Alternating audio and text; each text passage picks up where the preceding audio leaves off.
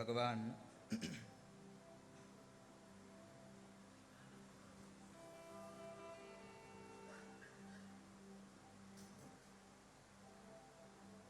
કષ્ટભંજન દેવની અસીમ કૃપાથી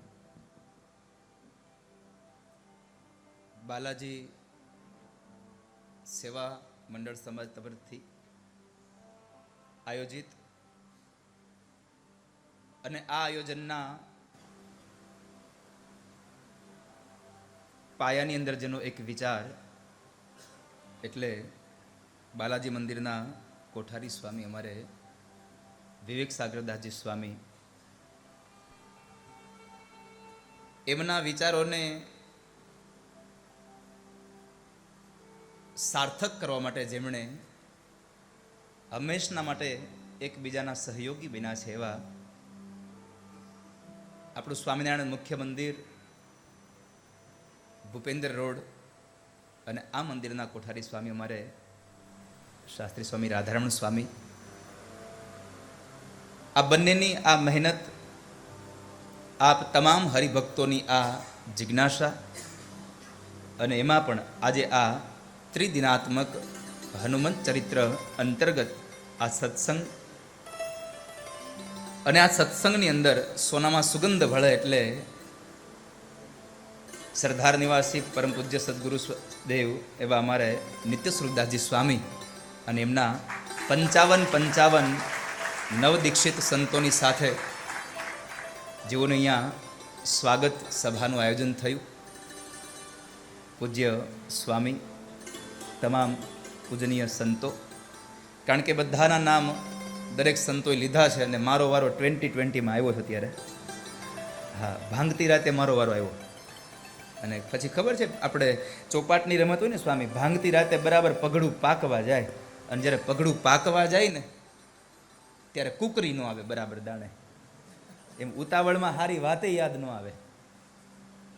આમ આમ તમારા બધા પાસે ટાઈમ તો છે ને? આજે કેટલો ટાઈમ છે? સવારો સવાર. આમે આપણી કહેવત છે, માગા બળદને પોરો ન હોય, હાલે ત્યાં સુધી હાકી.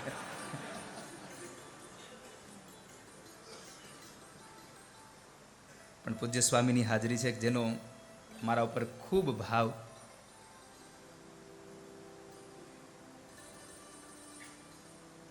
આપ સૌ વડીલ માત પિતાઓ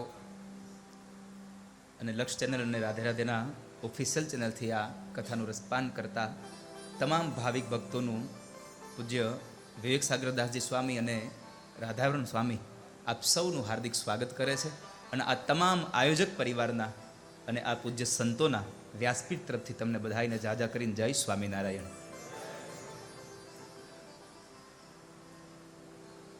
એકાદશીનો થાક લાગ્યો હોય એવું મને લાગે છે તમને બધાને. મારે એટલું જ આપને કહેવું છે, આયોજન કોઈક કરે બાલસ્વામી, ચિંતા કોઈક કરે, પૈસો કોઈક વાપરે. જેનો પૈસો આ સત્કર્મમાં વપરાયો છે એની તો લક્ષ્મી કદાચ ગમે તેટલી પવિત્ર હશે જ, પણ મારે તો તમે બધા કેટલા પવિત્ર છો એની એક ઉપમા આપવી તો એટલું જ કહી શકાય કે તમે અહીંયા આ એકાદશીના આ પવિત્ર દિવસે અને આ મધ્યરાત્રિએ જ્યારે જાગરણનો સમય છે, આ સમયે તમે આટલા પૂજ્ય સંતોના દર્શન કરી શકો છો ને તમારી એકાદશી સફળ થઈ ગઈ છે વાલા.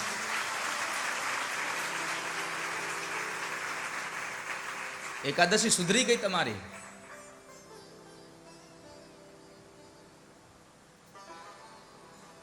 પદમાં અક્ષર તો બહુ સારા શબ્દો.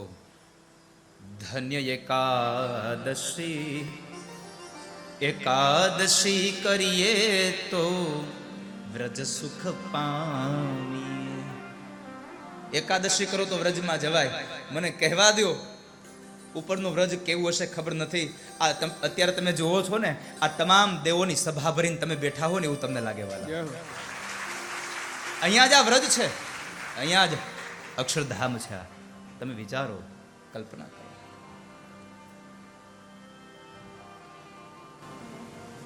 અદ્ભુત પ્રસંગ છે. આઈએ હનુમંત બિરાજીએ, કથા કહું મતિ અનુસાર. પૂજ્ય સ્વામી એમનું પ્રવચન પૂરું કરીને મારી પાસે આવ્યા.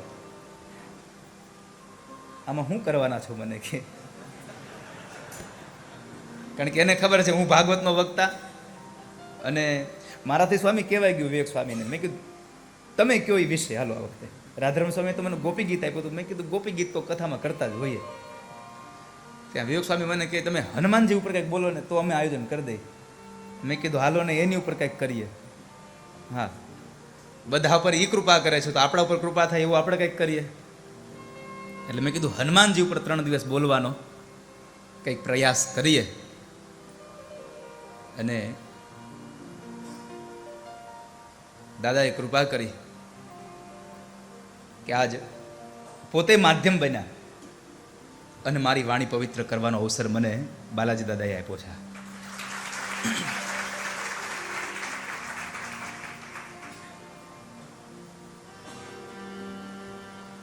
મારે આપ સૌના મનમાં એક ચિત્ર અંકાયું છે, હનુમાનજી.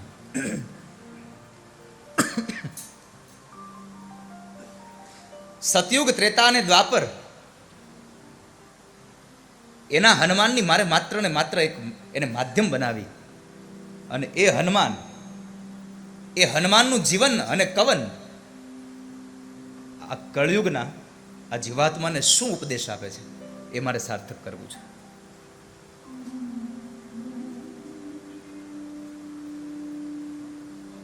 ભગવાન કૃષ્ણએ જન્મ લીધો ત્યારે તો બધું પોતે કરી શકતા હતા ધરતી ઉપર પ્રાગટ્ય થઈને, પણ એને કશું કર્યું નહીં. એમણે કરાવ્યું બધા પાસે, બધાને નિમિત્ત બનાવ્યા. અહીંયા હનુમાનજી સ્વયં કર્મ કરે છે. તો હનુમાનજી દ્વારા થયેલા કામોનું મારા અને તમારા વાસ્તવિક જીવનમાં શું મૂલ્ય છે એની 2-5 વાતો કરવી છે. લેસન તો બહુ કર્યું છે, પણ આજે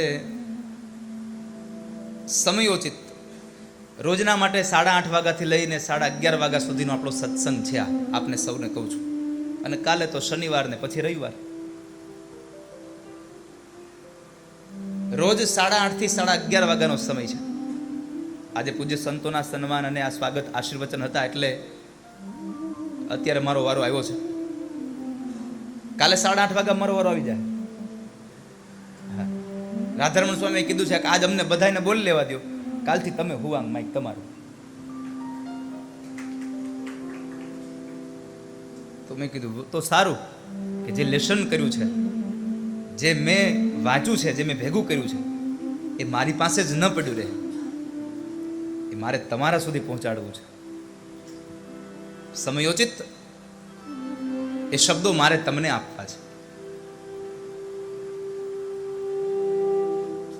આજની કથા 12 વાગ્યા સુધી હાલશે.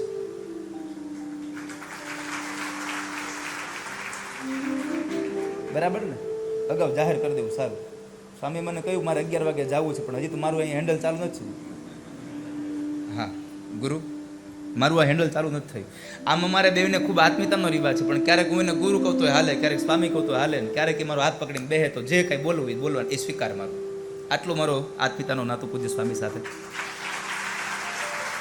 એટલો જ પ્રેમ મને રાધારમણ સ્વામી, વિવેક સ્વામી, અમારે વિસાદરથી આનંદ સ્વામી, અહીંના તમામ સંતો અને મારો સખો આમ છેલ્લે બેઠો મુનિવત્સલ સ્વામી, મારો સુદામા છે. ના, એ કૃષ્ણ છે, હું સુદામા છું. હા, સુદામા બ્રાહ્મણ હતો. સુદામા થવું સારું, કૃષ્ણ થવું નથી સારું સાહેબ. માનવ ન થઈ શક્યો ઈશ્વર બની ગયો. માણસ ન બની શક્યો એટલે ઈશ્વર બની ગયો છે. બાકી કોઈને ઈશ્વર બનવામાં મજા જ નથી. ભલા માણસ જે જીવન આ મનુષ્ય અવતારમાં આનંદ છે એ તમે માનો છો કે ભગવાન બનવામાં છે? ના, એ આમાં પૂરી રાખશે આખો દી. આને તો કેટલી છૂટછાટ, બધી આનંદ વિચરણ કરવાનું મળે.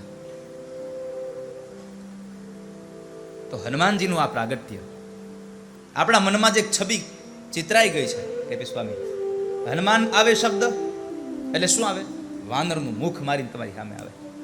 હનુમાન એટલે કે વાનર. પણ ના, મારે તમને વાનરમાંથી કંઈક અલગ દિશામાં તમને લઈ જવા છે.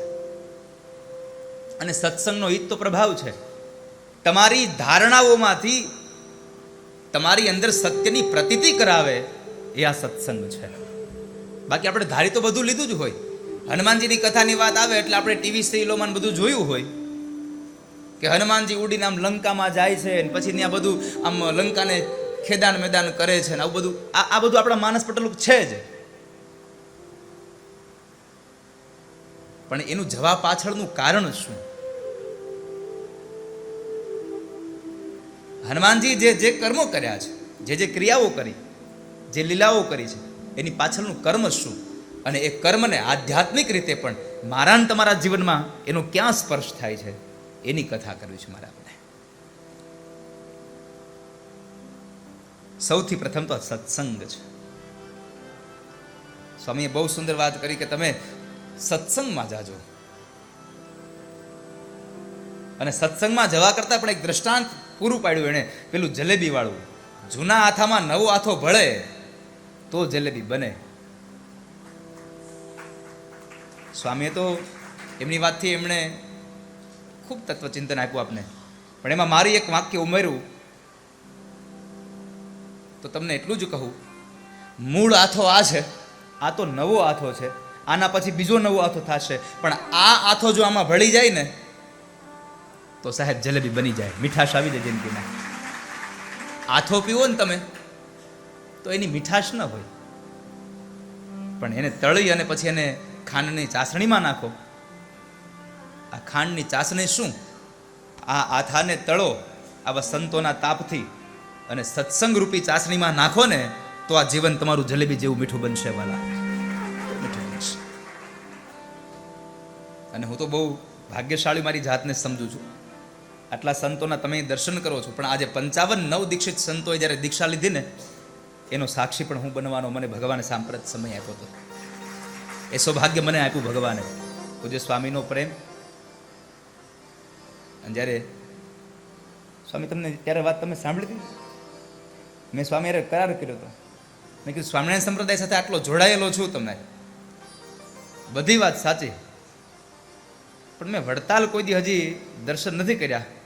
અને વડતાલના દર્શન કરવા ત્યારે જવું છે જ્યારે તમે વડતાલમાં વયા જાઓ ત્યારે. મેં આ સ્વામીને કીધું હતું. અને સ્વામીએ એ વાત યાદ રાખીને મને આ 55 નવ દીક્ષિત સંતોને જ્યારે દીક્ષા આપવાની ત્યારે મને એનો સાક્ષી બનવાનું મને સૌભાગ્ય પ્રાપ્ત કરાયું હતું. તો સત્સંગનો બહુ મહિમા છે વાલા. અને સત્સંગ કેટલો? તો પરમ શ્રદ્ધેય ગોસ્વામી તુલસીદાસજી લખે છે, એક ઘડી આધી ઘડી आधी में पुनियाद, एक घड़ी आधी घड़ी और आधी में भी पुनियाद, તુલસી સંગત સાધુ કી. આવા સંતોનો સંગ થઈ જાય. અને કેટલો? એક ઘડી આધી ઘડી આધી મેં ભી પુનિયાદ. તો શું થાય? કોટી કટે અપરાધ. મારા ને તમારા આ જીવના આ શરીરથી થયેલા અનેક પાપો નાશ પામી જાય છે વાલા. આવા સંતોનો સંગ થાય. અને મારી વ્યાસપીઠથી મેં હંમેશા કહ્યું છે, આજ ફરી વાર આટલા સંતોની હાજરીમાં કહું, જીવનને સુધારવું હોય તો સત્સંગ કરજો. સત્સંગ સિવાય આ દુનિયામાં બીજું કોઈ એવું સાધન નથી આ મનુષ્ય અવતારને તારી શકે વાલા. એકમાત્ર સાધન છે સત્સંગ. ભગવાનની ગાથાઓ છે. ભાગવતના તૃતીય સ્કંદમાં માતા દેવહૂતિએ ભગવાન કપિલ નારાયણને પ્રશ્ન કર્યો, તમ ત્વા ગતાહમ શરણમ શરણ્યમ સ્વભૂત્ય સંસાર તરો. હે ભગવાન, આ સંસાર રૂપી વૃક્ષને કાપવા માટે હે કુહાડા સમાન કપિલ, મારે તો એટલું જાણવું છે પ્રકૃતિ અને પુરુષના લક્ષણ શું, અને આ મળેલો મનુષ્ય અવતાર સાર્થક કેમ બને? કેમ કરીને તરી જવાય? અને ત્યારે ભગવાન કપિલ નારાયણે પણ એ જ કહ્યું હતું, માં, મનુષ્ય જીવનમાં જો સાર્થક કરવો હોય જીવનને તો સત્સંગ કરો. સતામ પ્રસંગાન મમ વીર્ય સંવિદો ભવંતિ રત્કર્ણ રસાયના કથા. સત્સંગ રૂપી રસાયણનો જે રસ છે એ તમારા કાનમાં રેડો તો તમારું જીવન સફળ થાય. બાકી તમે આમથી તેમ વલખા મારો, આવ્યા ને ગયા એટલું જ બનશે. પણ આવા સંતોનો સંગ થઈ જાય તો ધન્ય થઈ જાય જીવન આપણું. સત્સંગનું બહુ મહાત્મ્ય છે જીવનમાં.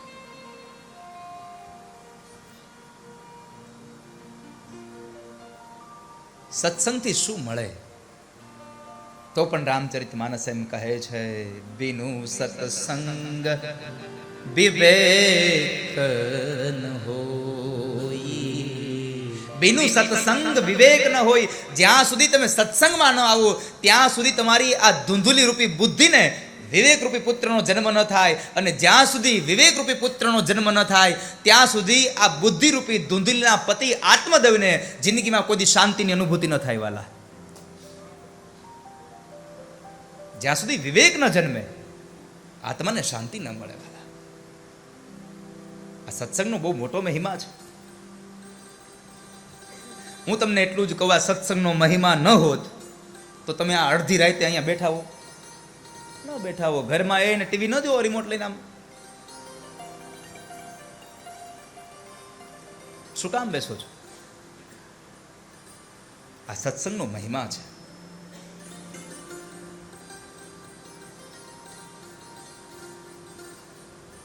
ભાગવતજી પણ એમ કહે છે, સત્સંગમાં જાશો તો શું થશે? અજ્ઞાન હેતુકૃત મોહ મદાંધકાર નાશમ વિધાય હિતદોદયતે વિવેક. આપણી અંદર રહેલો અજ્ઞાન રૂપી અંધકાર નાશ પામશે અને મારા અને તમારામાં વિવેકનું જન્મ થશે, વિવેકનું પ્રાગટ્ય થશે.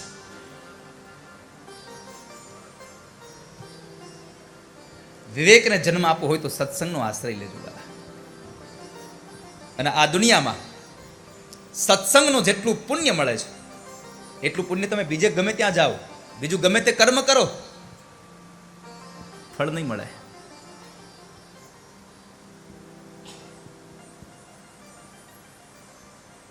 યત ફલમ નાસ્તિ તપસા ન યોગેન સમાધિના. કહ્યું કે ભાઈ બેઠા પછી મૂકીને ક્યાં ને ક્યાં યાત્રા થશે. યત ફલમ નાસ્તિ તપસા ન યોગેન સમાધિના. હું ભાવેશભાઈ ગુરુ બેઠો હતો ને, અમે બે ચિંતન કરતા હતા આમ પુસ્તકો પાથરીને. એને બધું લખાયા પછી મને પ્રશ્ન કર્યો કે દાદા તમે શરૂઆત ક્યાંથી કરશો એ તો કયો. મેં એને કહ્યું મને વ્યાસપીઠે બેહવા દો, મારો ઠાકોરજી આપવા બધું ઊભું કરશે અહીંયાથી. ભગવાન. અને મેં હંમેશા વ્યાસપીઠથી કહ્યું છે, કોઈ પણ વક્તા ગમે તેટલી તૈયારી કરીને જાય વ્યાસપીઠે, એ માને કે હું તૈયારી કરીને ગયો છું બોલી દઉં તો એ અશક્ય છે. અહીંયા તો તમે બોલો એ નહીં, મારો ઠાકોર બોલાવે એટલું જ બોલાતું હોય છે વાલા. અહીંયા તો ભગવાન બોલાવે છે. અહીંયા બેઠા પછી કોઈ જાતનું વસ્તુ રહેતી જ નથી, બધું જ નષ્ટ થઈ જાય છે. બધું નષ્ટ થઈ જાય છે. માત્ર એક તાર જોડાઈ જાય છે પરમાત્મામાં, ઈશ્વરમાં તાર જોડાઈ જાય છે.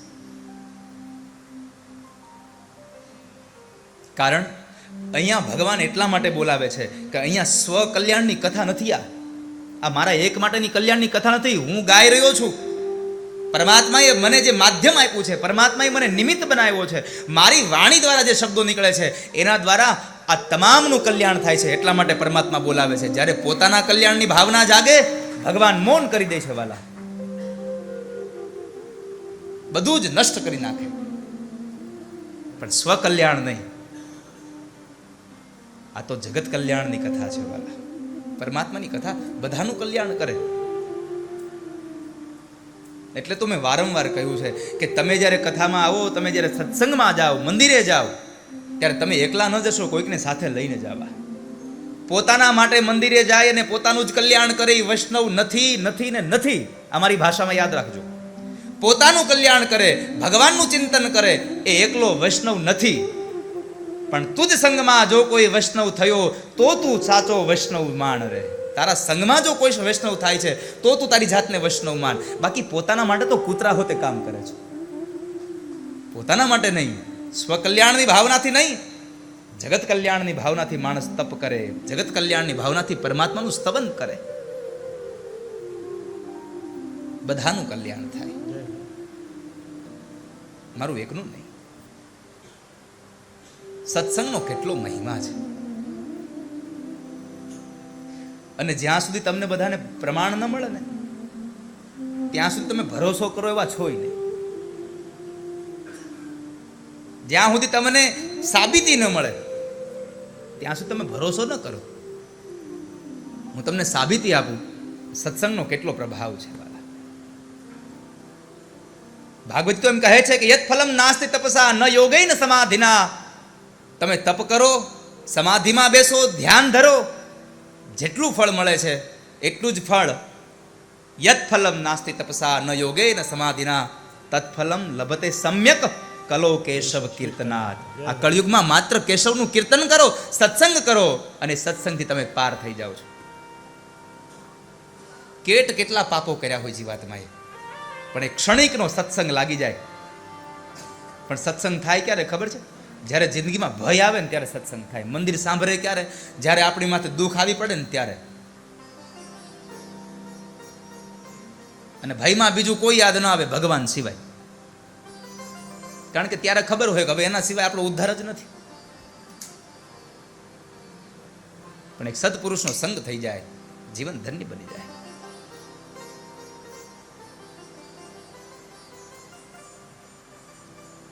જેટલા માથાના વાળ હતા ને એટલા કુકર્મ કર્યા હતા જેસલે.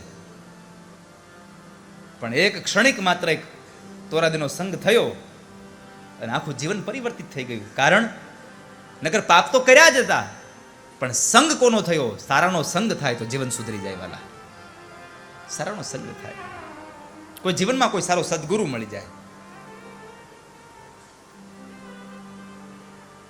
તો આપણું જીવન ધન્ય બને.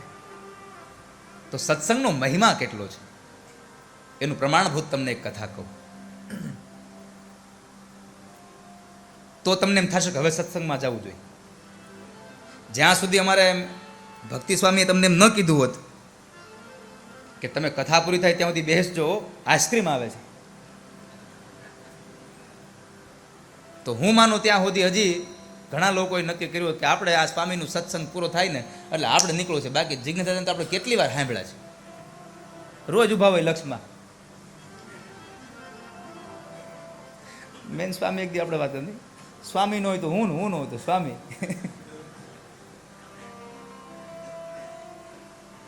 ક્યારેક ક્યારેક તો વસંતભાઈ આપણને એમ કે તમે પહેલાં તારીખ આપતા હોય તો અમને, અમે કોકની કથા લઈ લઈ પછી તમે પાછા લઈને આવો, હવે અમને કરી દો, અમને કરી દો.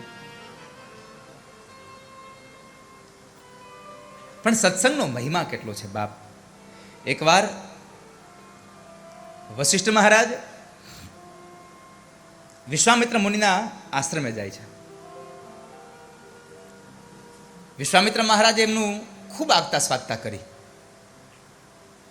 આસન આપીને બિરાજમાન કર્યા, બેસાડ્યા, બધી જ એની સ્વાગત વિધિ કરી. અને પછી વિશ્વામિત્ર મહારાજે વશિષ્ઠ મહારાજને કહ્યું, બાપજી આપ મારા આશ્રમમાં આવ્યા છો, મારો આશ્રમ આજે અમારો ધન્ય બન્યો, તમારા જેવા મહાપુરુષ મારે આંગણે આવ્યા અને મારે આપને કંઈક ભેટ અર્પણ કરવી જોઈએ. હું બીજું તો આપને શું આપું? આપને આપવા માટે બીજું તો મારી પાસે કશું લાયકાત નથી, પણ મારા 1000 વર્ષની તપશ્ચર્યાનું જે તપનું ફળ છે એ પુણ્ય હું તમને આપું છું. આનો સ્વીકાર તમે કરો.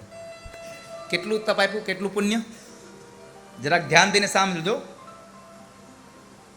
અને કથામાં જાઓ ત્યારે એક વસ્તુનું યાદ રાખવું, તદાહમ તે વિધાસ્યામી સાવધાન તયા શૃણુ. સાવધાન થઈને કથાને સાંભળવી. અને મેં હંમેશા કથાઓમાં કહ્યું છે કે જ્યાં સુધી જિંદગીમાં સાવધાનની સ્થિતિ ન આવે તો જિંદગીમાં વિશ્રામ તો નહીં જ આવે. સાવધાન તો થવું જ પડશે. એટલે સાવધાન થઈને સાંભળજો. તદાહમ તે વિધાસ્યામિ સાવધાન તયા શૃણુ.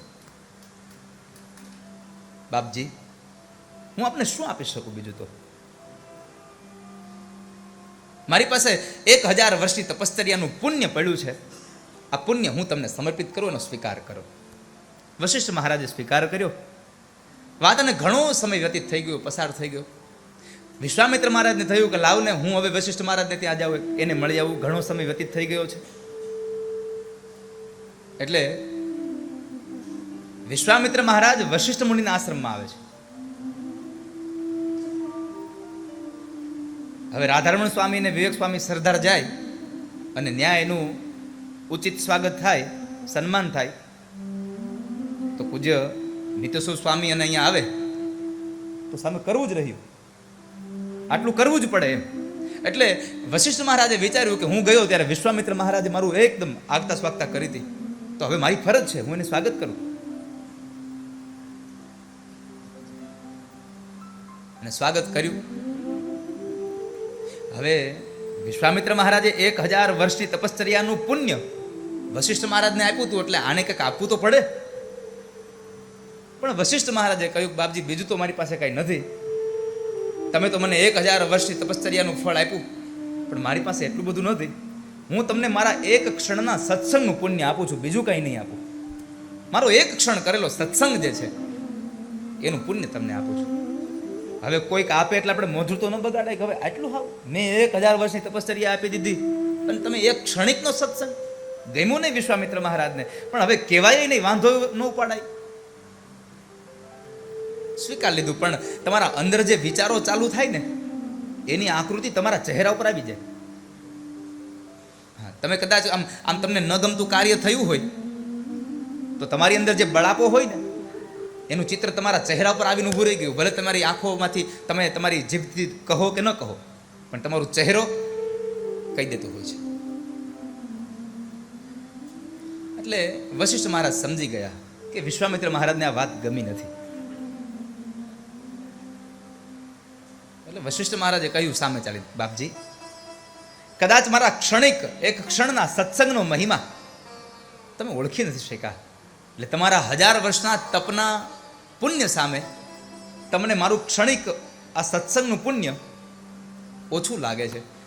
પણ એક કામ કરીએ, ચાલો ને આપણે એક ક્ષણનો સત્સંગ અને 1000 વર્ષની તપશ્ચર્યાનું આપણે આ નિર્ણય કરાવી લઈએ. આપણી બેયની વાતનો જે થોડોક ભેદ થયો છે ને એમાં નિર્ણય કરાવી લઈએ. એટલે બેવે નક્કી કર્યું જાવું ક્યાં. એટલે નક્કી કર્યું બ્રહ્માજી પાસે જઈએ. બ્રહ્માજી પાસે જઈએ. હવે બ્રહ્મા પાસે જવાની તૈયારી કરી.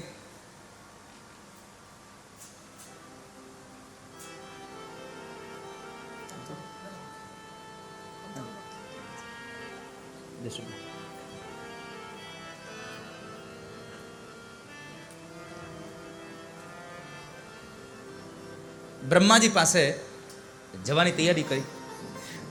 તમામ દેવતાઓ હતા અને વશિષ્ઠ મહારાજ અને વિશ્વામિત્ર બે બ્રહ્માજી પાસે આવે છે. બ્રહ્માજીને આવીને કહ્યું, બાપજી, અમારા બંનેની વચ્ચેનો આ થોડોક એક વિવાદ થયો છે, કૃપા કરી અને તમે આમાં માધ્યમ બનો, અમને જવાબ આપો કે આ બંનેમાંથી મોટું કયું? 1000 વર્ષની તપશ્ચર્યાનું પુણ્ય મોટું કે એક ક્ષણના સત્સંગનું પુણ્ય મોટું? હવે બ્રહ્માજીએ નક્કી કર્યું કે આ બેની વચ્ચે જો હું મધ્યસ્થી બનીશ અને ગમે એકના પક્ષમાં જવાબ આપીશ એટલે બીજો નારાજ થવાનો, અને નારાજ થાય એટલે ઋષિ સીધો શ્રાપ આપી દે અને મારે જવું પડે પૃથ્વી ઉપર. આવું આપણે કરવું નથી. એટલે બ્રહ્માજી કહ્યું, અરે ઋષિવર, તમે આવ્યા, તમારો પ્રશ્ન સારો છે, પણ અત્યારે હું સૃષ્ટિના સર્જનના કાર્યમાં પડ્યો છું, એટલે મારું મન સ્થિર નથી, એટલે હું આનો નિર્ણય ન કરી શકું. એક કામ કરો, તમે વિષ્ણુ ભગવાનને મળો, નારાયણને મળો, એ તમારો નિર્ણય કરશે.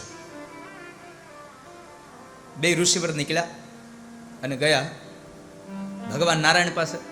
એ જ પરિસ્થિતિ નારાયણની થઈ. નારાયણે વિચાર કર્યો જો આ બેમાં મધ્યસ્થી બનું, નયન શ્રાપ મળે તો આ પૃથ્વી પર જવાનું.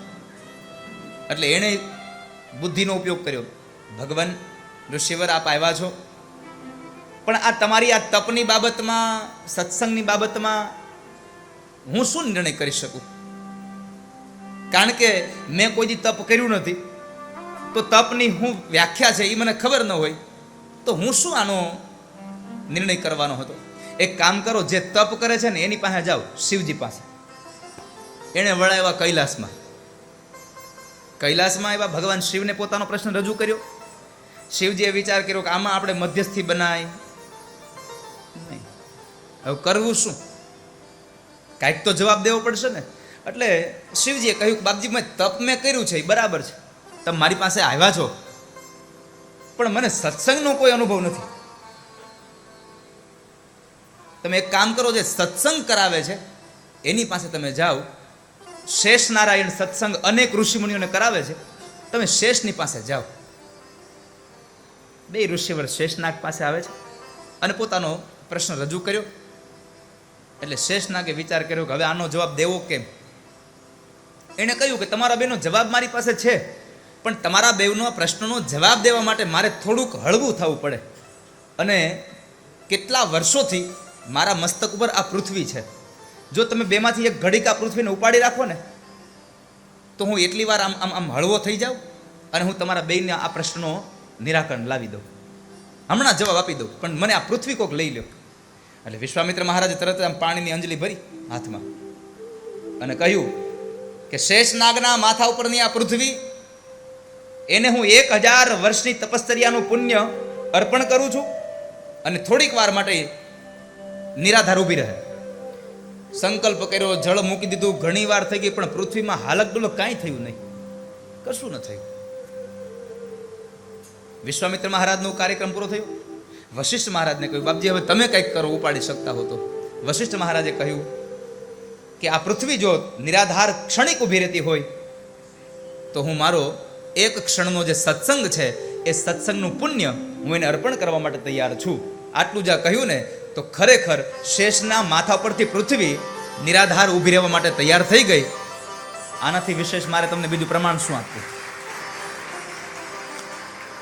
એક ક્ષણનો સત્સંગ આખી પૃથ્વીને નિરાધાર ઊભી રાખવામાં સમર્થ છે. એવો આ સત્સંગનો મહિમા. તો આ સતકથા મને તમને એટલું જ આ દ્રષ્ટાંત પૂરું પાડે છે. સત્સંગનો જીવનમાં બહુ મૂલ્ય છે. એ મૂલ્યને ઓળખીએ, અને એ મૂલ્યને ઓળખવા માટે જ્યારે આ 3 દિવસના સત્સંગમાં બેઠા છીએ આપણે, મૂળ માધ્યમમાં કેન્દ્ર બિંદુમાં ભગવાન હનુમાનજી મહારાજ, એનું ચરિત્ર, જીવન કવનની વાતો. તો મેં કહ્યું એમ આપણા માનસ પટલમાં એક હનુમાન નામ પ્રત્યે એક વાનરની ચિત્ર અંકાઈ ગયું છે. તો મારે આપને એટલું જ કહેવું છે, હનુમાન વાનર નથી માત્ર. હનુમાન વાનર નથી માત્ર. હનુમાન તો સ્વયં ભગવાન શિવનો અંશ છે.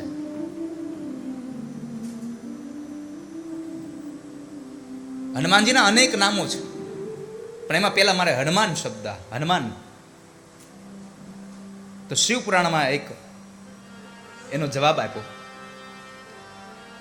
આદિત્યાનામ વાસુદેવો હનુમાન વાનરેષુ ચ. આદિત્યાનામ વાસુદેવો હનુમાન વાનરેષુ.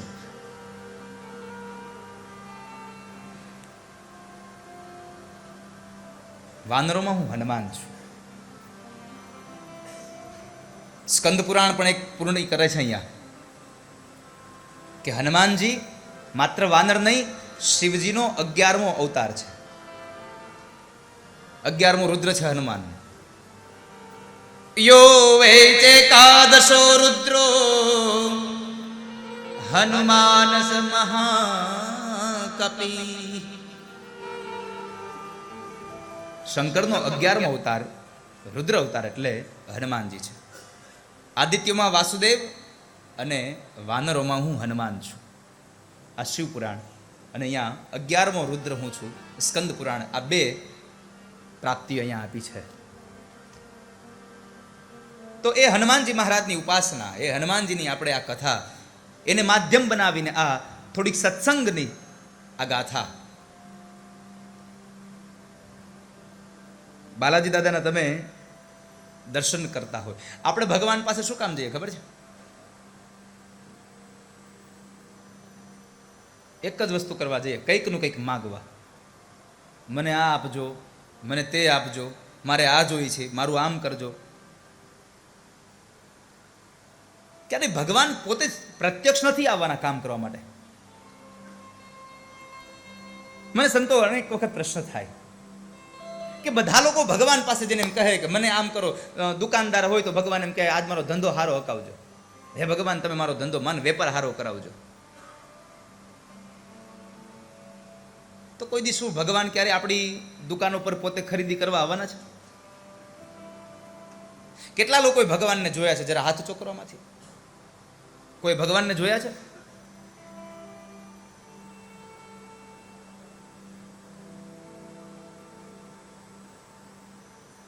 નથી જોયા ને ભગવાનને? અનેક વખત તમે ભગવાનને જોયા છે, પણ મને તમને માત્ર એના વિશે આપણને એ ભાવ નથી જાગ્યો કોઈ દિવસ. આપણું ચિંતન નથી થયું કે આમાં ભગવાન છે. ભગવાનને પ્રાર્થના કરો છો તમે કે હે ભગવાન મને અમારો વ્યવસાય સારો ચાલે, આવું કરજો. પછી દુકાને કેટલા બધા ગ્રાહકો આવે છે. તમારો વ્યાપાર કોના દ્વારા ચાલ્યો? ગ્રાહકો દ્વારા. તો નથી લાગતું કે કદાચ ગ્રાહકના રૂપમાં પણ ભગવાન આવીને ગયો હોય ને તમારો વેપાર ચલાવ્યો હોય એવું?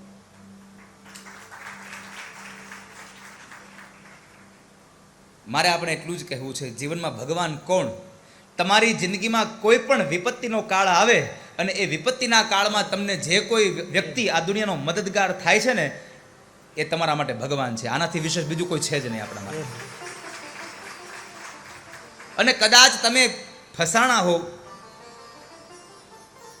હવે મને એક વાત અહીંયા જ કહું, અહીંયાથી આપણે નીચે જઈએ છીએ, લિફ્ટમાં જવું છે, અને લિફ્ટ અર્ધ વચ્ચે ઊભી રહી જાય અને જીવ આમ થાય કે હવે કંઈક થઈ જાય તો આપણે બૂમાબૂમ કરીએ હે ભગવાન તમે અમને છોડાવો, હે ભગવાન છોડાવો. તો શું ભગવાન પોતે આવવાના છે? હાલ ભાઈ હું લિફ્ટનો દરવાજો ખોલી દઉં, તું બારો વૈયા. એ સમયે તમે જ્યારે વિપત્તિમાં ફસાણા છો ને જે માણસ તમારા લિફ્ટનો દરવાજો ખોલીને તમને બહાર કાઢે એ તમારી જિંદગીનો તમારા માટેનો ભગવાન છે સાહેબ. એ તમારો પરમાત્મા છે. પણ આપણે એને સ્વીકારવા તૈયાર નથી. આપણે શું કહેશું? સારું થયું ભાઈ તમે આવ્યા, ન કરા તો કેમ થાય? એમ કીધું ભગવાન તમે આવ્યા તો સારું થયું? ન કહ્યું.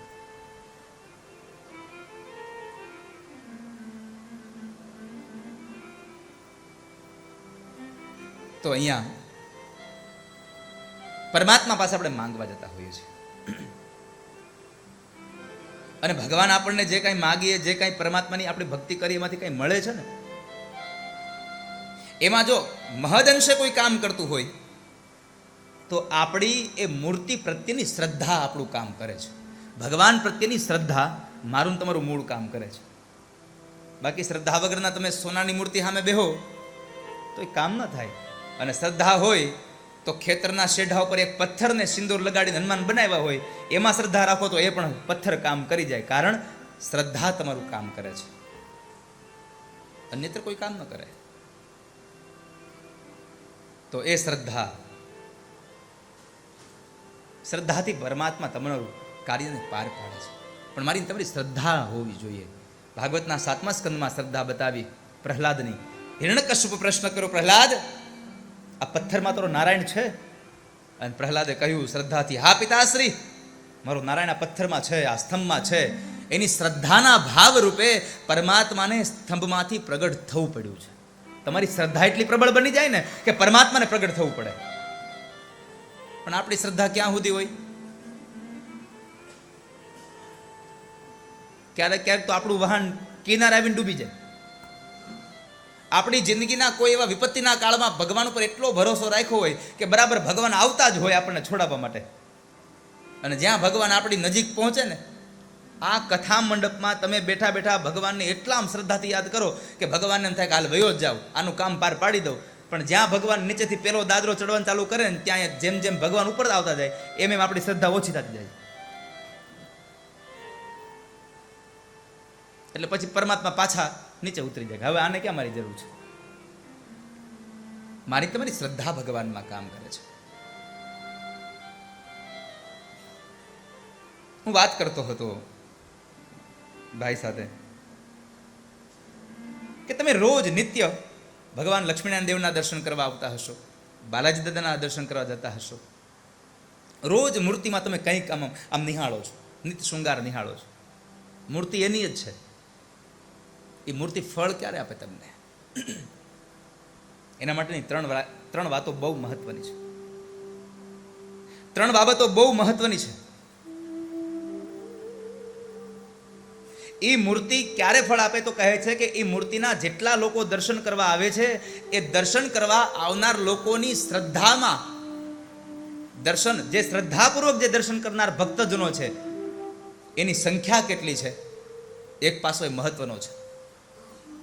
દર્શન કરવા આવે છે લોકો, અમુક અમુક શૃંગાર જોવા આવતા હોય. ખાલી આજે કેવો શૃંગાર કર્યો છે, હાલને જોઈ આવીએ. અમુક અમુક આવતા હોય, હાલને જોઈ આવો, આજ કેટલી ભીડ છે ત્યાં. તમારી શ્રદ્ધાપૂર્વકની દર્શન કરવાની તાકાત કેટલી છે, ભક્તોની ભીડ કેટલી છે, એ મહત્વનું છે. પહેલો પાસો ક્વોન્ટિટી કેટલી છે. ત્યારબાદ બીજો અગત્યનો મુદ્દો છે ફ્રીક્વન્સી. મૂર્તિમાં તમે તમારી દર્શન કરવાની વારંવારતા કેટલી છે. તમે અઠવાડિયે એકવાર આવો છો, દિવસમાં એકવાર આવો છો, કે વર્ષોમાં એકવાર આવો છો? તમારી એ જે મૂર્તિમાં તમે દર્શન કરવા જાઓ છો, એ મૂર્તિમાં તમારી વારંવારતા કેટલી વાર છે, ફ્રીક્વન્સી કેટલી વાર છે. આ કથાઓ વારંવાર આવે છે એટલા માટે તો આ કથા કરવી પડે છે વારંવાર. આ કથાઓ શું કામ વારંવાર કરવી પડે છે? આપણું ભૂલાઈ ન જાય એટલા માટે. આપણી અંદર પડેલું જે જ્ઞાન છે એ ભૂલાઈ ન જાય, એ વિસરાઈ ન જાય. આપણે શું કરવાનું છે એ ભૂલાઈ ન જાય એટલા માટે. બાકી નકર તમે હમણાં ઊભા થશો એટલે સીધું બધું ખખેરીને જ ઊભા થાઓ. અહીંનું અહીંયા પડ્યું રહે.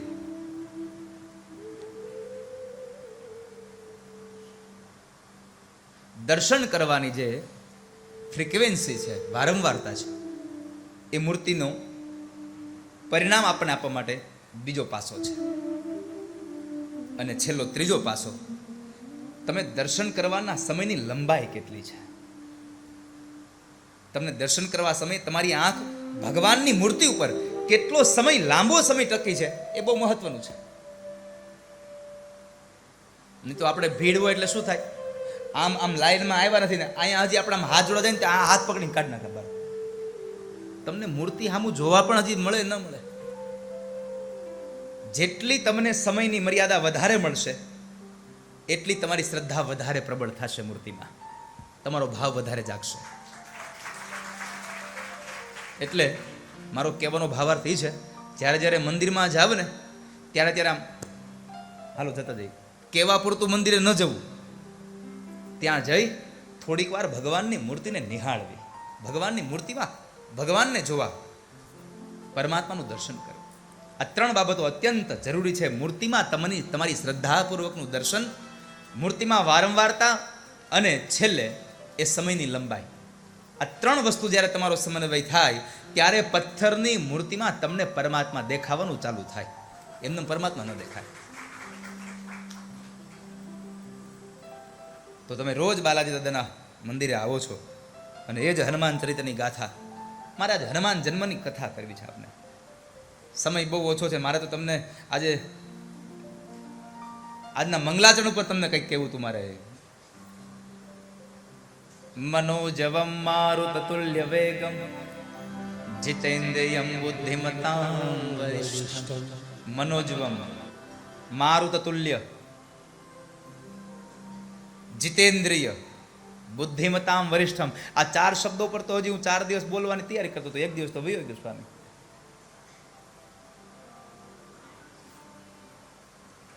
ક્યારે સમય હાથમાંથી જતો રહી ખબર નથી પડતી. તો આજે હનુમાનજીના પ્રાગટ્યની ગાથા એટલી ખબર છે, ચૈત્ર મહિનાની પૂનમે હનુમાનનો જન્મ થયો હતો. કેટલાને ખબર છે ચૈત્રી પૂનમે હનુમાનનો જન્મ થયો હતો? એટલું અમુકને તો એ નથી ખબર. હનુમાન જયંતિ ખબર છે કેટલા લોકોને ક્યારે આવે? કેટલા લોકોને ખબર છે? હલો, વેવાય સુતા છો કે જાગો? બેનો ગીત નથી ગાતા, લગ્ન ગીત? જાન માંડવે આવી હવે જાગો. આ યાદ રાખજો, આ તમારી જાન પણ માંડવે આવી ગઈ છે અને દુલ્હો સ્વયં ઠાકોરજી પોતે છે. તમારા જીવાત્માની સાથે લગ્ન કરવા માટે આવ્યો છે. જાન માંડવે આવી છે.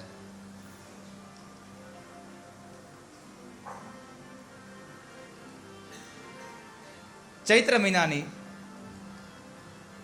પૂર્ણિમા એટલે હનુમાનજીના પ્રાગટ્યનો દિવસ એ આપણને બધાને એટલી ખબર છે. પણ કઈ રીતે ભગવાન હનુમાનજીનો જન્મ થયો? હનુમાનજીના અનેક નામો છે, મેં એમ કહ્યું હતું. હનુમાન છે, કેસરી નંદન છે, શંકર સુવન છે, પવન પુત્ર છે, અંજની સુત છે. કેટલા નામો! આ બધા નામોનું શું કામ? એને કાંઈક તો એની પાછળ એનો કંઈક તત્વાર્થ ભર્યો હશે ને.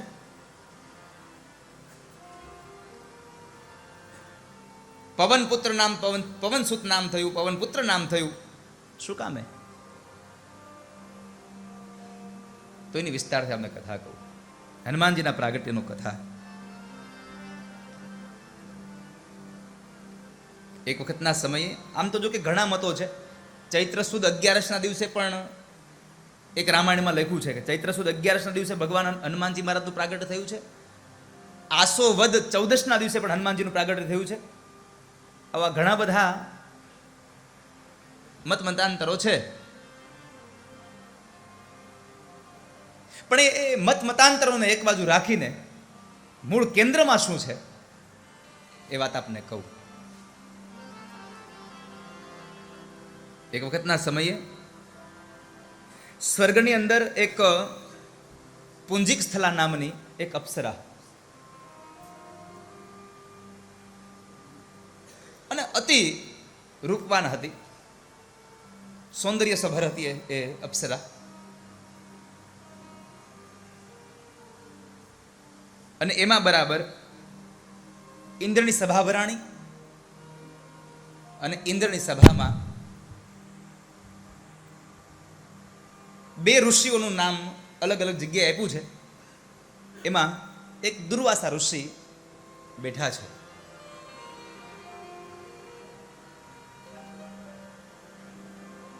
અને એ દુર્વાસા ઋષિ સભામાં બેઠા છે.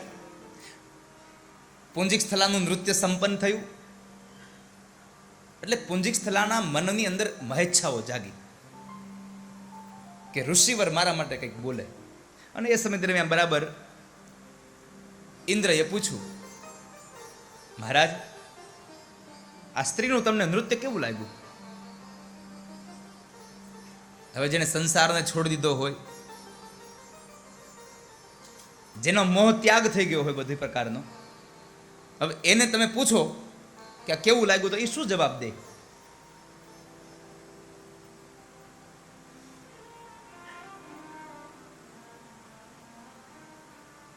જેની અસર થતી હોય, જેને એની ખબર હોય, જેનું આસ્વાદન ખબર છે, એને પૂછો તો કદાચ ખબર પડે. દાખલા તરીકે તમે બીમાર પડો અને દવાનો અનુભવ પૂછવો હોય તો કોને પૂછાય? આ દવા કેવી છે એ કોને પૂછાય? આપણે તરત મગજમાં આવે ડોક્ટરને પૂછાય દવા કેવી, આ લેવાય કે ન લેવાય. અરે ડોક્ટરને ન પૂછાય, દર્દીને પૂછાય, જેને પીધી હોય એને ખબર હોય દવા કેટલી અસર કરે છે. ડોક્ટર તો લખી જ દે છે. જેને દવા પીધી છે એને પૂછો તો ઔષધિનું મહાત્મ્ય તમને સાચું ખબર પડશે. હવે અહીંયા જેને આ સંસારમાં મોહ નથી એને શું ખબર? એટલે એ તો કહેવાના જ નથી. એટલે દુર્વાસા ઋષિ એની અવગણના કરી, એને લઈ અને પુંજીક સ્થલાએ એનું અપમાન થાય એવું વર્તન કર્યું.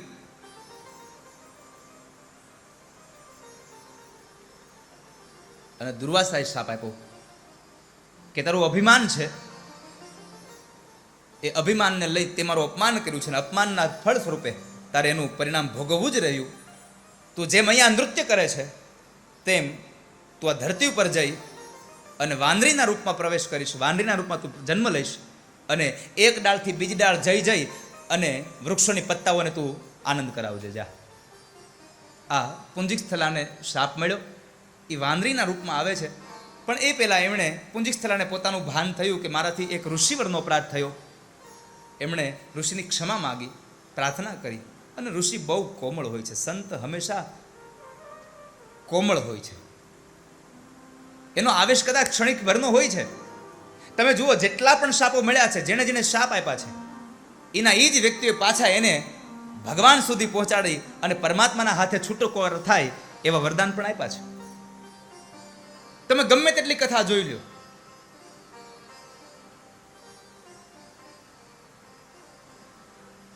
ગમે તે કથા જો. ભાગવતના 10મા સ્કંદમાં તમે નલકુબેર અને મણિગ્રીવ જુઓ. દેવર્ષિ નારદે શાપ આપ્યો, ઝાડવાથી ઉભા રહેશો જાઓ. પણ છેલ્લે નારદજીએ શું કહ્યું કે તમને દ્વાપરના અંતમાં ભગવાન કૃષ્ણ મળશે અને તમારો ઉદ્ધાર થશે, જાઓ. અંતે પરમાત્મા સાથે મિલન તો કરાવી જ દે છે.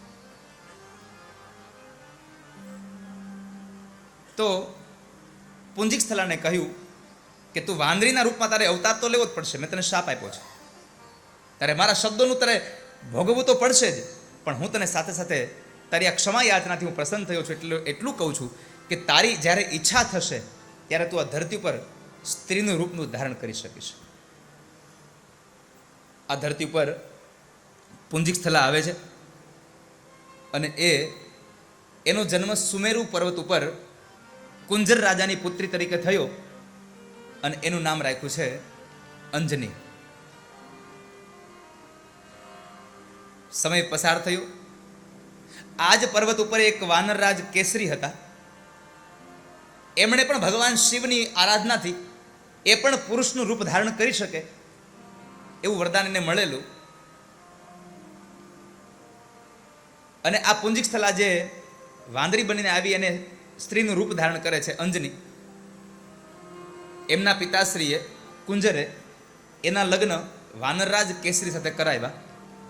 દાંપત્ય જીવન ચાલે છે, અને એ દાંપત્ય જીવનમાં ઘણો સમય પસાર થયો, સંતાન પ્રાપ્ત ન થયું. વિવાહને ઘણો સમય પસાર થઈ ગયો, અને દરેક સ્ત્રીની એક ઈચ્છા હોય લગ્ન પછી પોતાને એક સારું સંતાન મળે. અને સંતાનમાં પણ મહદ ઈચ્છા એ હોય, અનેક સ્ત્રીઓની મહદ ઈચ્છા હોય છે કે મને સંતાનમાં પુત્ર જ મળે. પુત્રની પ્રાપ્તિ વધારે પડતી આશા ઉદ્ભવતી હોય છે. અહીંયા આગળ અંજનીના મનમાં થયું કે મારે પુત્ર નથી. ઘણા વર્ષો વીતી ગયા અને સંતાન ન થયું, તો કરવું શું? એણે માતંગ ઋષિને પ્રશ્ન કર્યો, બાપજી મને સંતાન થાય એવું મને વરદાન આપો, મને પુત્ર થાય એવું કંઈક વચન આપો, મારે સંતાન ક્યારે થશે? એણે જ્યારે પ્રશ્ન કર્યો ને માતંગ ઋષિએ કહ્યું કે તું મારા કહેવા અનુસાર જો તું કરે તો ત્યારે ત્યાં પુત્ર જન્મે. કશું મેળવવા માટે કશું અર્પણ પણ કરવું પડે છે, એમને મળી નથી જતું આપણને. તો અંજનીએ કહ્યું, બાપજી આપ જે કહો તે હું કરવા માટે તૈયાર છું, પણ તમે મને કંઈક માર્ગ બતાવો, મારે ત્યાં સંતાન થાય. અને મતંગ ઋષિએ કહ્યું, તો એક કામ કર, પંપા સરોવરથી પૂર્વ દિશામાં 50 યોજન સુધી દૂર જઈશ ને એટલે ત્યાં નરસિંહાશ્રમ છે.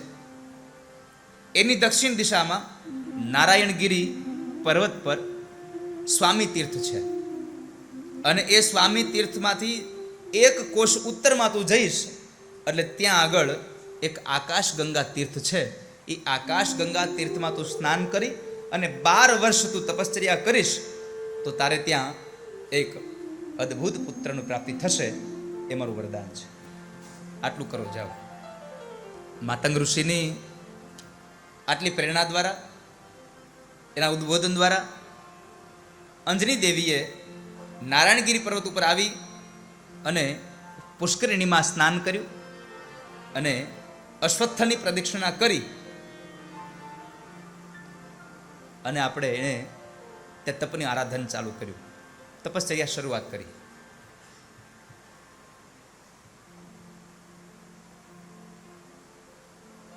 અહીંયા તમે જુઓ, સ્નાન કરીને પવિત્ર બની. પવિત્ર અવસ્થામાં પરમાત્માનું ભજન થાય, પવિત્ર બનીને પરમાત્માનું ભજન કરવું. અને પવિત્ર હોવ ત્યારે કદાચ પરમાત્મા નજીક આવે, એમના પહેલા કદાચ અપવિત્ર અવસ્થામાં પરમાત્મા નજીક ન આવે. પણ અપવિત્ર અને પવિત્રની ભાષામાં મારી વાત યાદ રાખજો, તમે શરીરથી જ પવિત્ર થવાની વાત કરતા હોવ તો પરમાત્મા નહીં આવે. આ શરીરમાં પવિત્ર હોવ કે ન હોવ, તમારા વિચારોથી પવિત્ર બનો, પરમાત્મા તમારી નજીક આવીને ઉભા રહેશે, સંશય નથી વાલા. તમે આને ડવ હાબુથી નવડાવો, રોજ હારા હારા શેમ્પૂથી ધોયા રાખો માથા, પણ વિચારોમાં મલિનતા ભળેલી હશે તો પરમાત્મા તો શું, સારો માણસ પણ નહીં મળે કોઈ તમને.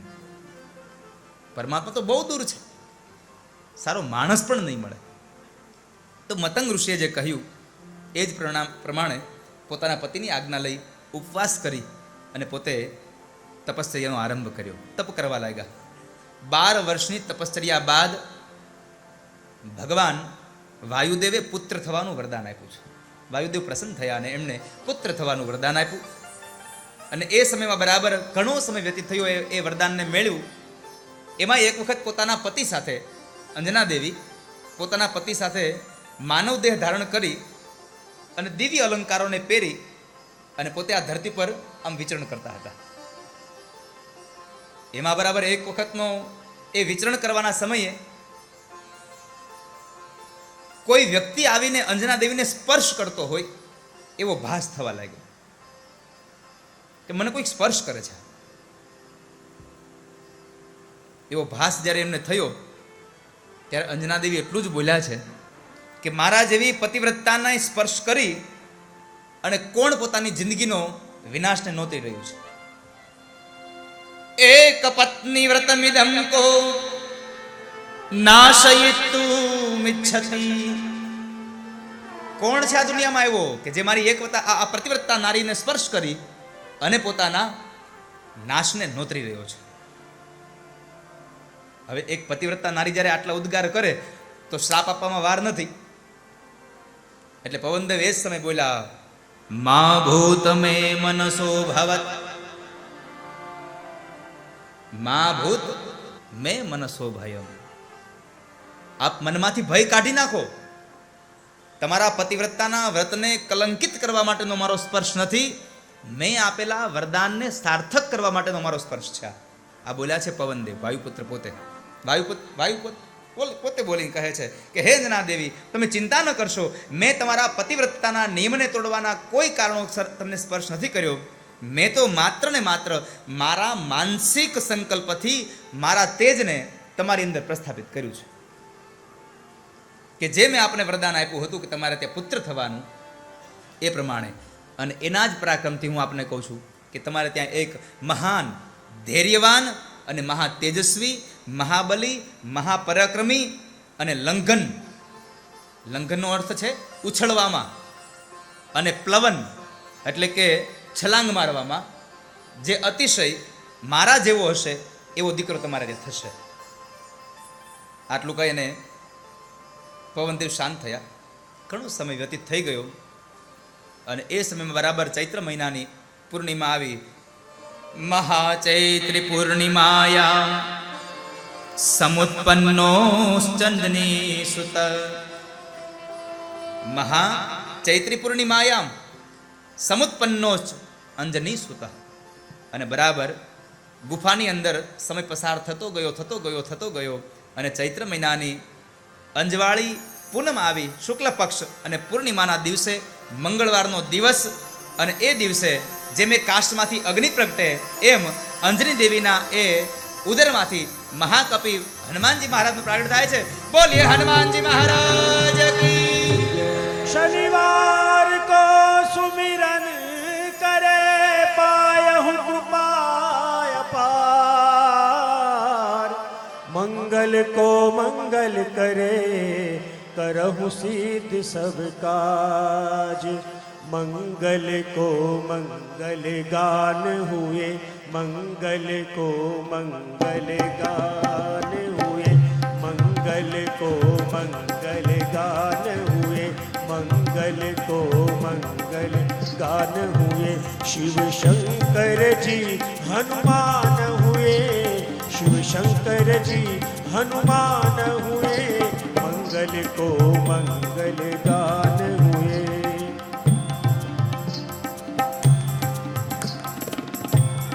ચૈત્ર મહિનાની અંજવાળી એ પૂર્ણિમાના દિવસે હનુમાનજીનું પ્રાગટ્ય અંજના દેવીના કુખથી થયું, એટલે એનું એક નામ છે અંજની સુત.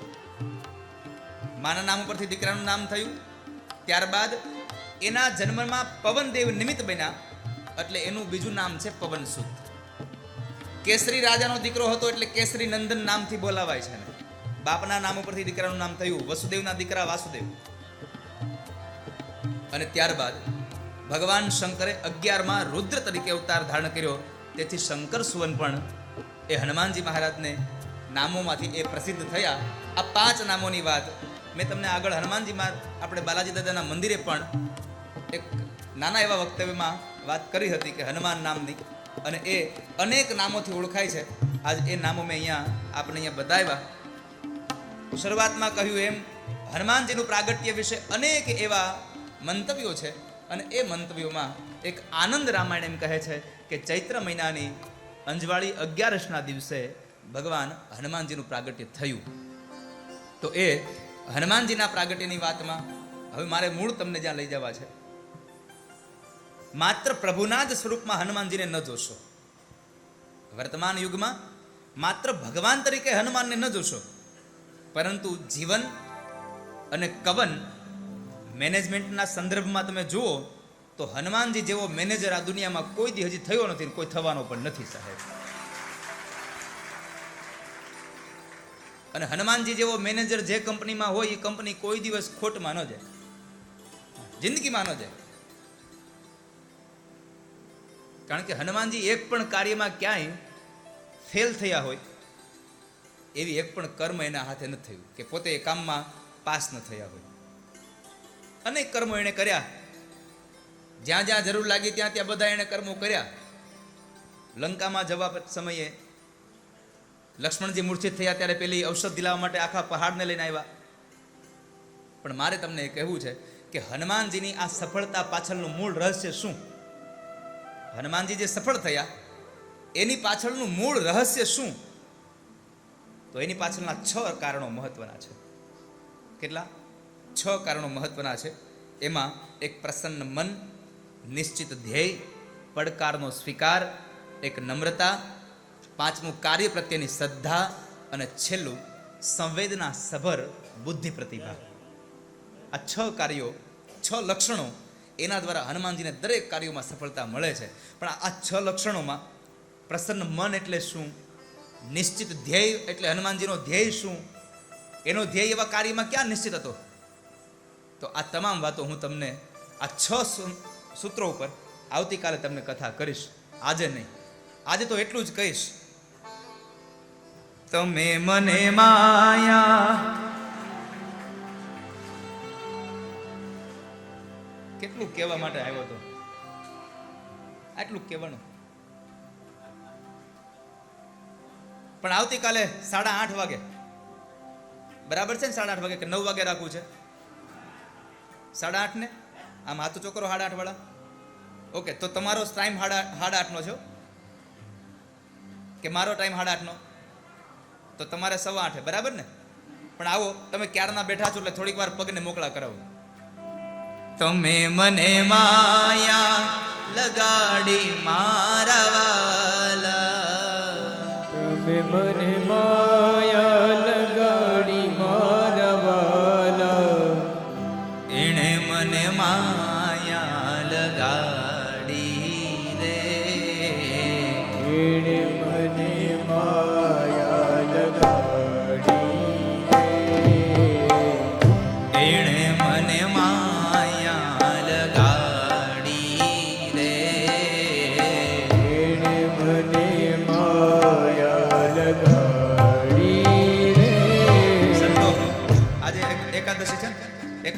જાગરણ હોય હે ને, આ સોફા નામ કરી નાખો અને આ સંતો બધા અહીં રમો, બાકીના બધા ન્યા રમે. આ બધા રહ્યા અહીંયા બધા ભાઈ, હાલો મુનિ બાપા, તમે લોકો અહીંયા ચાલુ કરો, બેનો બધા પાછળ ચાલુ કરો.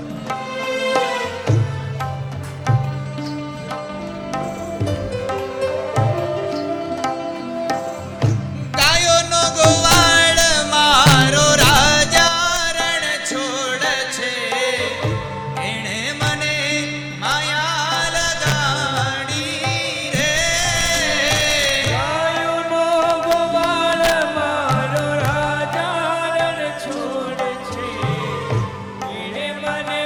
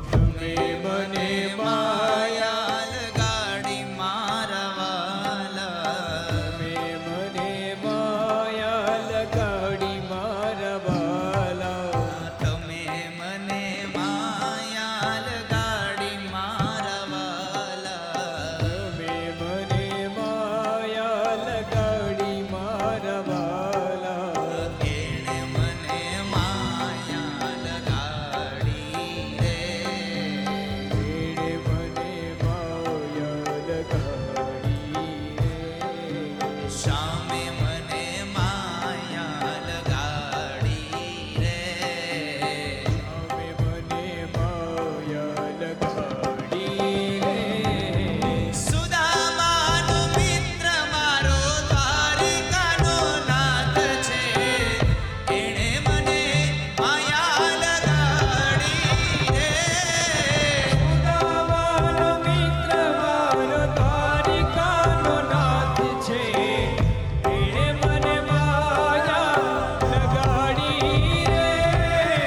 રાધાનો શ્યામ મારો રાજા રણ છોડ છે, એણે મને માયા લગાડી રે, રાધાનો શ્યામ મારો રાજા રણ છોડ છે, એણે મને માયા લગાડી રે.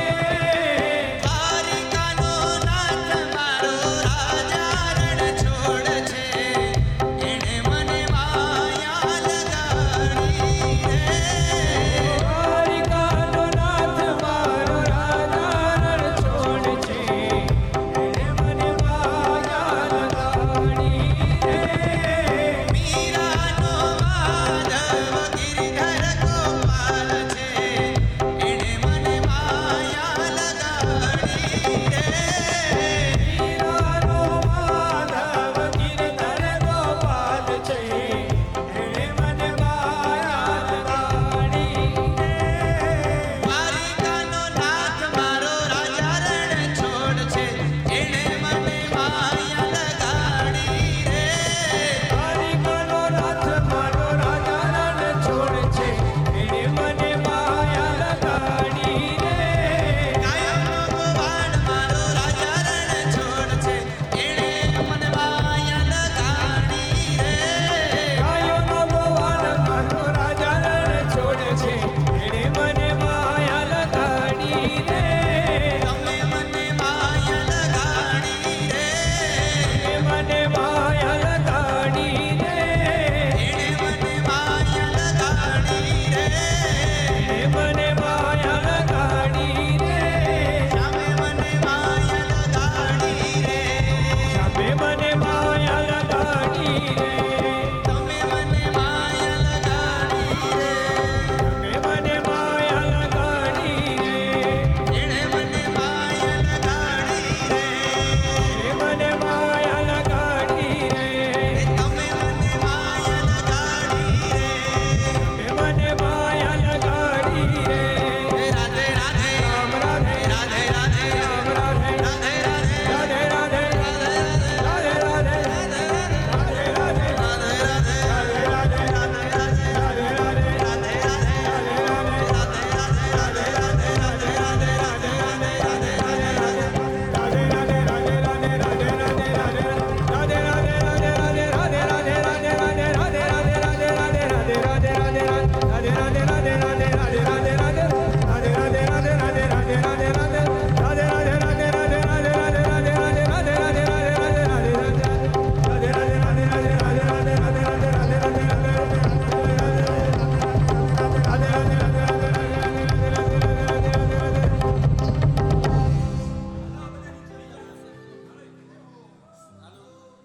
દ્વારિકાનો નાથ મારો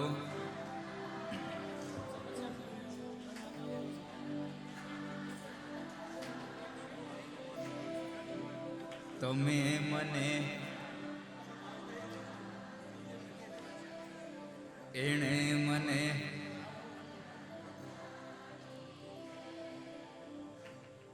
બોલો વૃંદાવન વિહારી લાલ કી જય.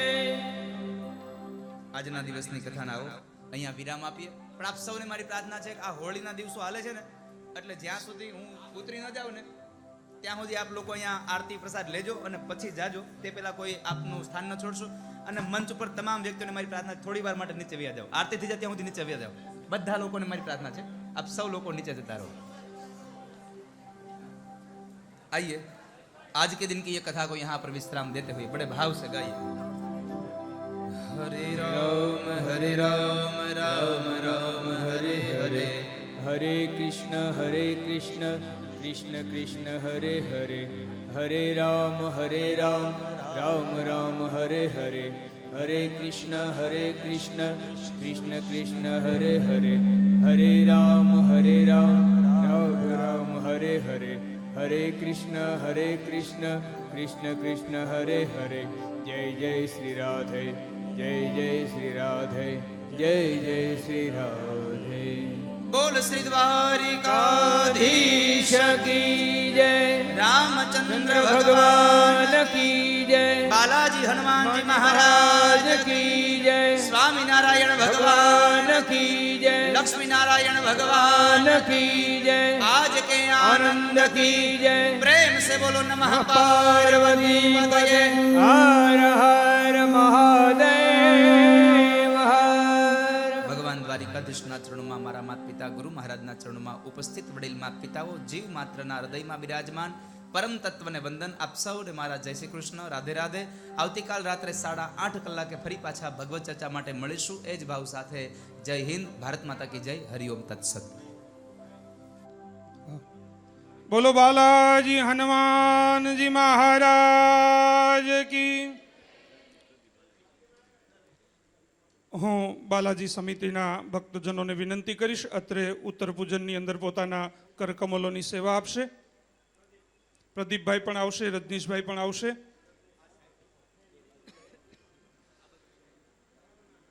પૂજ્ય જિગ્નેશ દાદા, એમના માધ્યમથી આપણે શ્રી હનુમાનજી મહારાજ એમના પ્રાગટ્યની કથાનું શ્રવણ કર્યું.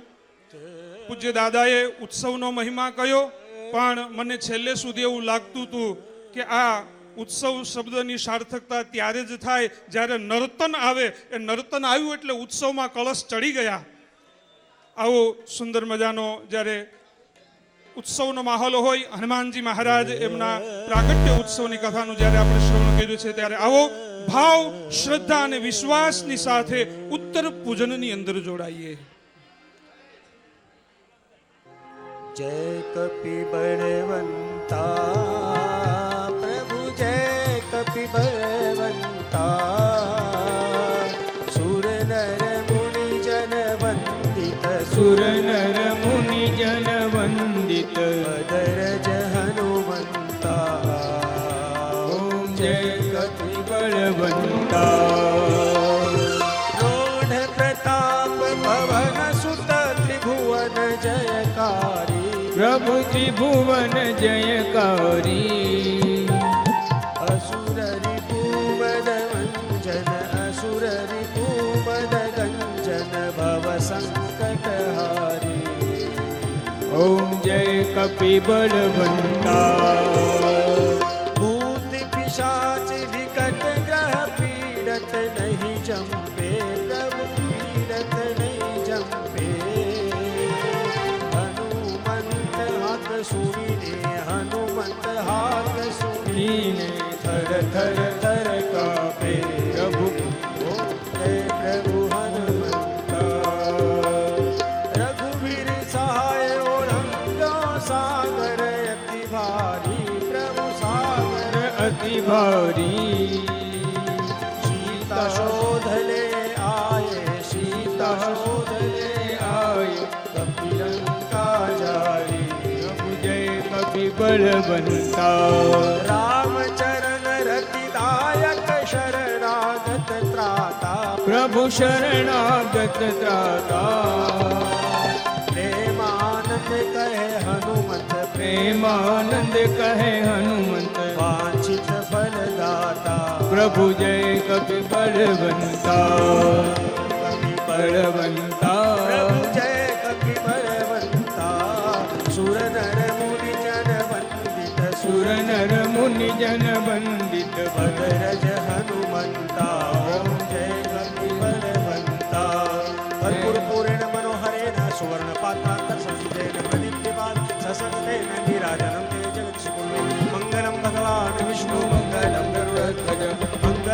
पुंडरीकाक्ष मंगलातनोहरि सर्वमंगल मांगल्ये शिवे सर्वार्थ साधिके शरण्ये त्र्यंबके गौरी नारायणी नमोस्तुते नारायणी नमोस्तुते नारायणी नमोस्तुते।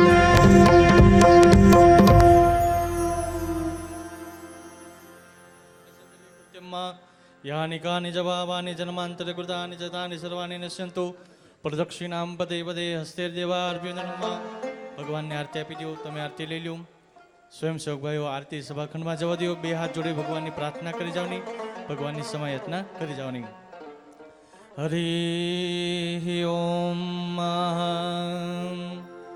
ત્વમેવ માતા ચ પિતા ત્વમેવ ત્વમેવ બંધો ચ સખા त्वमेव त्वमेव विद्या द्रविणं त्वमेव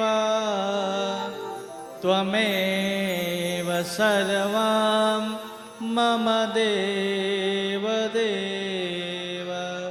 पूर्वस्व भगवन्ते नमः प्रार्थना वृक्षमापनं समर्पयाम्यथ संकीर्तनम्। राधे राधे। हनुमान लला की जय, महावीर प्रभु की जय। लला की जय, प्रभु की जय। हनुमान लला की जय, महावीर प्रभु की जय। हनुमान लला की जय,